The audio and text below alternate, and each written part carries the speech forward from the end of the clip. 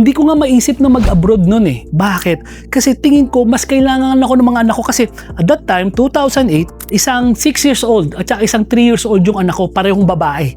Parehong below 7 years old. Wala akong magulang, hindi kanino ko iiwan yung mga anak ko. Walang option sa akin na mag-abroad.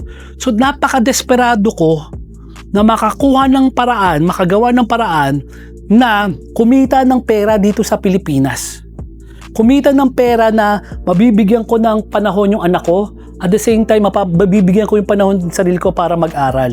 At nagpapasalamat ako doon sa desperate moments na yun. Kasi alam mo, marami sa atin kasi lalo na ngayon, sobrang dami na ng stress. So yung karamihan sa mga nakakaramdam ng stress at desperate moments, pag minsan sumusuko na. Hindi ko kayo masisisi. Pero I hope kung napapanood mo to at nandito ka sa mga pagkakataon na desperado ka, stress ka, depressed ka, gamitin mo yan.